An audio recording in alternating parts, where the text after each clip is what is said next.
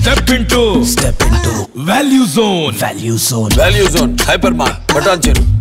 Step into value zone hypermart Patancheru.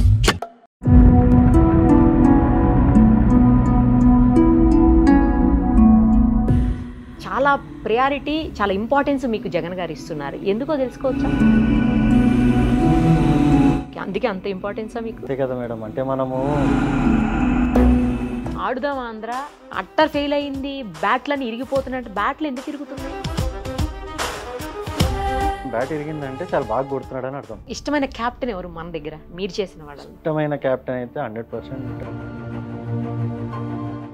గత దశాబ్ద కాలంగా క్రికెట్ ఇన్నింగ్స్తో దేశవ్యాప్తంగా క్రికెట్ అభిమానులను అలరించిన మన తెలుగు తేజం భారత మాజీ క్రికెటర్ అంబటి రాయుడు గారు ఇప్పుడు రాజకీయ ఇన్నింగ్స్ని మొదలుపెట్టబోతున్నారు. ఈ మధ్యనే అధికార వైసీపీ సీఎం గారి ఆధ్వర్యంలో ఆయన పార్టీలో జాయిన్ అయ్యారు. ప్రజలకు సేవ చేయాలన్న లక్ష్యంతో 97 ఫస్ట్ క్లాస్ మ్యాచ్లు, 55 వన్డే మ్యాచ్లు, 3 సెంచరీలు, 10 హాఫ్ సెంచరీలు, 124 నాట్అవుట్గా రికార్డ్. ఇవన్నీ ఆయన క్రికెట్లో రికార్డ్స్. ఇప్పుడు బ్యాట్ పక్కన పెట్టి పొలిటికల్ జెండాని పట్టుకుంటున్నారు. అయితే ఈ మధ్య మనకు తెలుసు వైసీపీలో జాయిన్ అయ్యారు, అది కూడా సీఎం గారి సమక్షంలో. కానీ ఇక్కడ జాయిన్ అయిన తర్వాత ఆయన కేవలం స్టార్ క్యాంపెయినర్గా ఉంటారా, లేక ఎన్నికల బరిలో దిగుతారా? ఒకవేళ దిగితే పార్లమెంటుకా, అసెంబ్లీకా, అసలు ఎక్కడి నుంచి తన పొలిటికల్ ఇన్నింగ్స్ స్టార్ట్ చేయబోతున్నారు? ఇవన్నీ ఆయన మాటల్లోనే ఇప్పుడు తెలుసుకుందాం. నమస్తే అండి రాయుడు గారు. చాలా హ్యాపీగా ఉంది మిమ్మల్ని ఇక్కడ చూడడం. ఒకప్పుడు క్రికెట్ స్క్రీన్ మీద చూసేవాళ్ళం మిమ్మల్ని క్రికెట్ కోసం. ఇప్పుడు మా ఎదురుగుండా ఒక పొలిటికల్ లీడర్గా ఎంట్రీ ఇచ్చారు. ఇది కొంచెం డిఫరెంట్ సబ్జెక్ట్ చెప్పాలంటే. రాజకీయాలు వేరు, ఆటలు వేరు, క్రీడలు వేరు. ఆ జీవితం వేరు, ఈ జీవితం వేరు. ఎలా బ్యాలెన్స్ చేయబోతున్నారు? ఇంకా అంటే వదిలేసినట్టేనా పూర్తిగా? ఎస్ మేడం, లాస్ట్ ఇయరే రిటైర్ అయ్యాను. లాస్ట్ ఐపీఎల్ లాస్ట్ మ్యాచ్ అని కూడా దాని ముందే ప్రకటించి చెప్పి రిటైర్. మెయిన్ ప్రజాసేవ కోసం అని చెప్పి రావటం జరిగింది. మనకి వైసీపీ సిద్ధాంతాలు నచ్చి జగన్ గారు మెయిన్ ఫీల్డ్స్ ఆఫ్ ఎడ్యుకేషన్ కానీ ఆరోగ్యం కానీ చాలా ఇన్స్పిరేషనల్గా, నేను చాలా స్కూల్స్ కాలేజెస్ తిరిగినప్పుడు కూడా మన యువత ఎంతో బాగుపడుతున్నారు, ఎంతో మంచి స్థాయికి కూడా వెళ్తారు, ఫ్యూచర్ వాళ్ళకి చాలా బాగుంటుందని నేను నమ్మి నేను కూడా అండగా ఉండి తోడుగా ఉండి వాళ్ళకి ఇంకా అన్ని రంగాల్లో కూడా మనం ముందుకు తీసుకెళ్ళాలి స్టేట్ని యూత్ పరంగా అని చెప్పి జాయిన్ అవటం జరిగింది.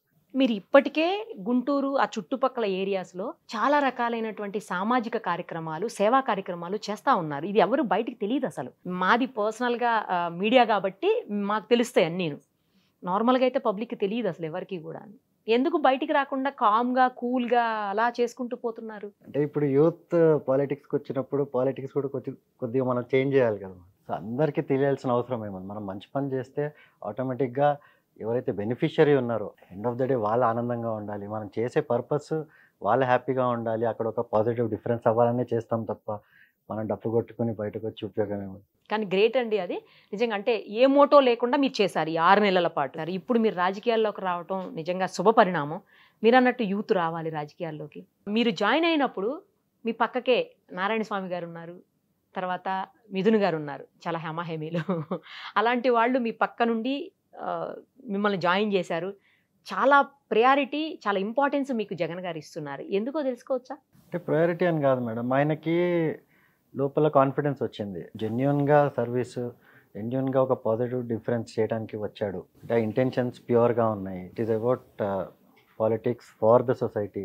అంటే జనాల్లో ఉండి జనాల్లో తిరుగుతూ జనాల కోసం పనిచేయాలనే ఉద్దేశంతో వచ్చాడు కాబట్టి ఈజ్ ఆల్సో వెరీ హ్యాపీ. అందుకే అంత ఇంపార్టెన్సా మీకు?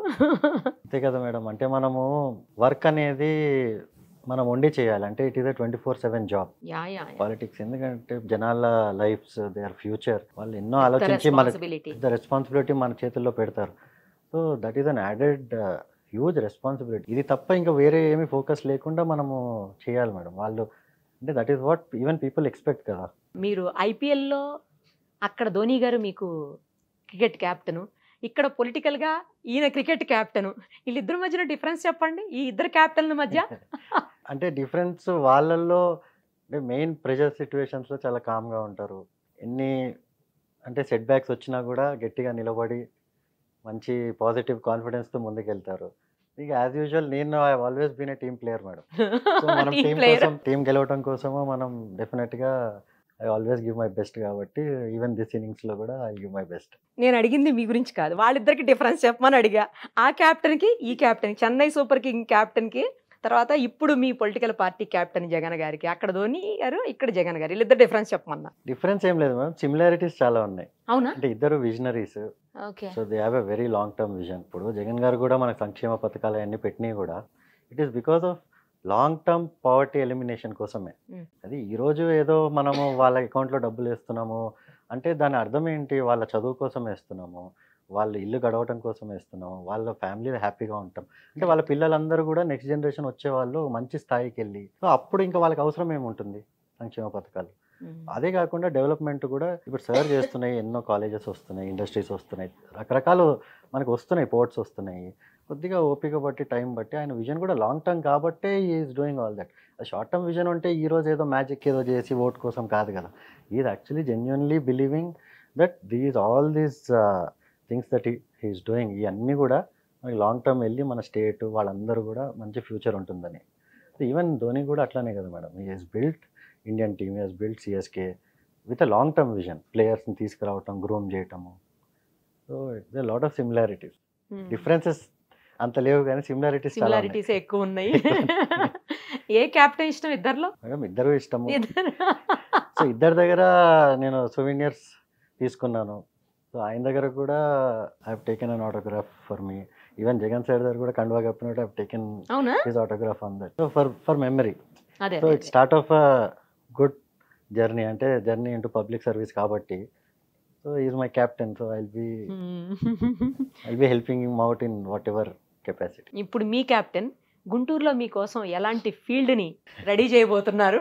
మీరు బ్యాట్స్మెన్గా ఉంటారా, బౌలర్గా ఉంటారా, లేకపోతే ఆల్రౌండర్గా చూపించబోతున్నారు మాకు మిమ్మల్ని? సార్ నాకు తెలిసి కొన్ని రోజుల్లో he'll announce what it is. So నేను చెప్పడం బాగోదు, సరే అనౌన్స్ చేస్తారు. బట్ డెఫినెట్గా గుంటూరులో I will be in Guntur district కోసము, గుంటూరు డిస్ట్రిక్ట్ డెవలప్మెంట్ కోసము ఐ విల్ బి వర్కింగ్ అండి. అంటే ఎక్కడి నుంచి పోటీ చేయబోతున్నారు అనేది క్లారిటీ లేదు. అంటే క్లారిటీ ఉంది, కాకపోతే అది సరే అనౌన్స్ చేస్తే బాగుంటుంది. ఓకే. మాకున్న ఇన్ఫో ప్రకారం మీరు గుంటూరు డిస్ట్రిక్ట్లో చేయబోతున్నారని వింటున్నాము. గుంటూరు మేబీ అన్నట్టుగా, పార్లమెంట్గా అసెంబ్లీకా అది మీరు చెప్పాలి ఇప్పుడు. అది కూడా సరే అనౌన్స్ చేస్తే బాగుంటుంది. కాకపోతే అదే నేను చెప్పేది మన జిల్లా వ్యాప్తంగా మన గుంటూరు జిల్లా నెంబర్ 1 జిల్లాగా చేసేది నా బాధ్యత, నెంబర్ 1 జిల్లాగా చూడాలనేది నా ఆశ. సో అది మనం అందరం కష్టపడి చేస్తే అవుతుంది. మీరు కూడా గుంటూరు వాసే కదా. అవును. మీరు అంటే టీంలో ఉన్నప్పుడు నెంబర్ 3లోనో నెంబర్ 4లోనో దిగేవాళ్ళు. ఇప్పుడు ఇంకొక 2-3 మంత్స్ ఎలక్షన్ అందనంగా ఈ క్రికెట్ ఫీల్డ్లో నుంచి సడన్గా రాజకీయ ఫీల్డ్లోకి వచ్చేసారు, పొలిటికల్ ఫీల్డ్లోకి. మరి ఇప్పుడు గ్రౌండ్ని ఎలా ప్రిపేర్ చేస్తారు? ప్రిపేర్ అని ఏం లేదు మేడం, 6 మంత్స్ నుంచి జనాలు చూస్తున్నారు, అన్ని రకాల వర్క్స్, వాళ్ళ సమస్యలు అన్నీ ప్రతి ఊరు తిరిగి మేము తెలుసుకోవటం జరిగింది, రాసుకోవటం జరిగింది. సో వాళ్ళకి ఏం కావాలి, వాళ్ళు ఏమి ఎక్స్పెక్ట్ చేస్తున్నారు, సో మనమైతే ఏ విధంగా డిస్ట్రిక్ట్ డెవలప్ అయితే బాగుంటుంది, ఎక్కడ ఏ ఇండస్ట్రీస్ రావాలనుకుంటున్నారు, సో అవన్నీ కూడా మొత్తము నేను పరిశీలన చేశాము, మొత్తం తిరిగాము, అన్నీ తెలుసుకున్నాను మేడం. సో ఇప్పుడు ఏంటంటే వాళ్ళు మనకు ఆపర్చునిటీ ఇచ్చారంటే డెఫినెట్గా అన్నీ కూడా ఇంప్లిమెంట్ చేస్తాను. గ్రౌండ్లో పిచ్ ఎలా ఉన్నా 6 కొట్టి తీరాల్సిందే మీరు మామూలుగా. కానీ ఇక్కడ పొలిటికల్ గ్రౌండ్లో ఎలా సక్సెస్ అవ్వబోతున్నారు? ఎందుకంటే పిచ్ తెలియదు ఇక్కడ. నా ఉద్దేశం ఏంటంటే మేడం, తెలియాల్సిన అవసరం లేదు, మనం మంచి పని చేయడానికి వచ్చాము, పబ్లిక్ కోసం సర్వీస్ చేయడానికి వచ్చాను. సో దాంట్లో పెద్దగా తెలుసుకొని ఈ రాజకీయ పరంగా ఎత్తులు పై ఎత్తులు వేయాల్సిన అవసరం లేదు.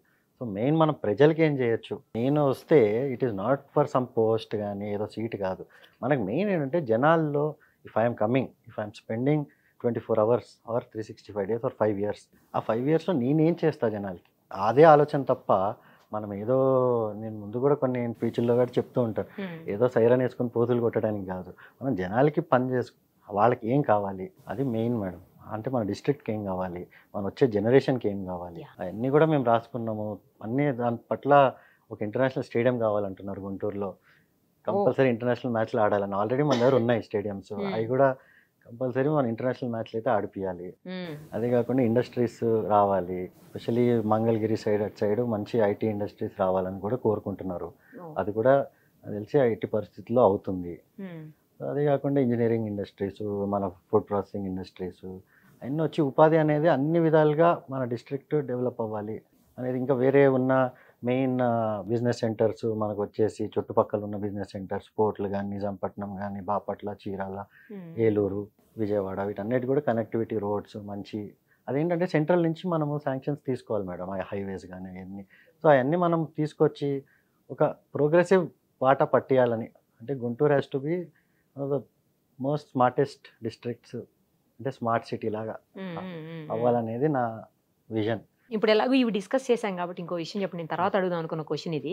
యాక్చువల్లీ ఏంటంటే గుంటూరు లేదా గుంటూరు పరిసర ప్రాంతాలకు లేదా గుంటూరు డిస్ట్రిక్ట్కి సంబంధించి మీరు ఎలాంటి ప్రాబ్లమ్స్ని ఐడెంటిఫై చేశారు? ఎందుకంటే పూర్తి అవగాహన మీకు వచ్చి ఉండాలి. గత 6-7 నెలలుగా మీరు తిరుగుతూ ఉన్నారు గ్రౌండ్లో.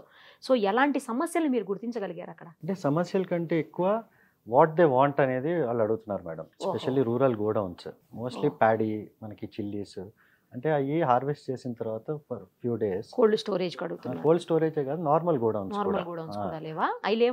ఉన్నాయండి. కొన్ని ఇంకా అడిషనల్ గా కావాలని, కొన్ని ఫుడ్ ప్రాసెసింగ్ పరిశ్రమలు వస్తే బాగుంటుందని.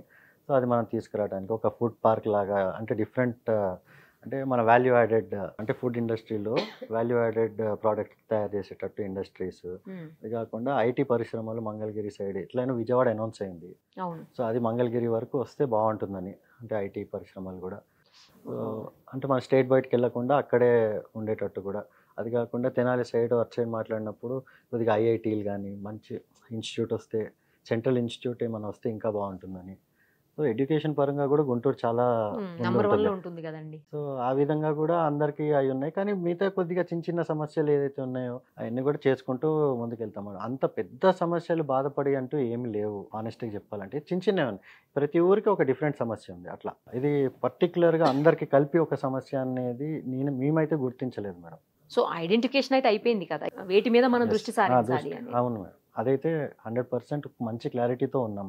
అంటే ఏ ఏరియాలో ఏం అవసరం ఉంది, వాళ్ళకి ఏం ఎక్స్పెక్ట్ చేస్తున్నారు. ఇప్పుడు ఆ పల్నాడు ఏరియా ఉంది, పల్నాడు ఏరియాలో కొద్దిగా వాటర్ ఇష్యూస్ అయి ఉన్నాయి. ఏది మనకి సాగర్ కెనాల్ది అది కొద్దిగా అవి అయిపోయిన తర్వాత కూడా వాళ్ళకి వడ్లకు కూడా కరెక్ట్ రేట్లు రాకపోవటము, గిట్టుబాటు ధర వస్తుంది, కాకపోతే ఇంకా కొద్దిగా ఎక్స్పెక్ట్ చేస్తున్నారు. అదేంటంటే మెయిన్ సీడ్ కంపెనీస్తో వాళ్ళకి డైరెక్ట్ టైఅప్ అయింది అనుకోండి. So it will be much more beneficial for them. So ఇట్లాంటి చిన్న చిన్న ఏరియా వైజ్ అంటే ప్రాబ్లమ్స్ అని కాదు, వాట్ కెన్ బి బెటర్ అనేది గోయింగ్ ఫార్వర్డ్ చాలా మంది చెప్పడం కూడా జరిగింది. చిన్న చిన్న ఇష్యూస్ అండి ఇప్పుడు మీరు చెప్పిన అన్ని కూడా సార్ట్ అవుట్ చేయదగ్గవే. అంటే గోయింగ్ ఫార్వర్డ్ అన్ని ప్రోగ్రెసివ్, అంటే కన్స్ట్రక్టివ్ ప్రాబ్లమ్స్ అని కూడా కాదు, కన్స్ట్రక్టివ్ గా మనం ఎట్లా ముందుకెళ్ళొచ్చు అనేది వాళ్ళు మనకి ఇస్తున్న అడ్వైస్. ఇప్పుడు గుంటూరు నుంచి చాలా మంది ఆస్పిరెంట్స్ ఉన్నారు వైసీపీలో. సో ఒకవేళ మీకు గనక సీట్ ఇవ్వటం అంటే జరిగితే మరి మీరు వాళ్ళందరూ మీకు సహకరిస్తారా? వాళ్ళంతా మీకు సపోర్ట్ చేస్తారా? అంటే ఆస్పిరెంట్స్ వాళ్ళ గురించి నేను అంత పట్టించుకోవట్లేదు మేడం. నా పని నేను చేసుకుంటున్నాను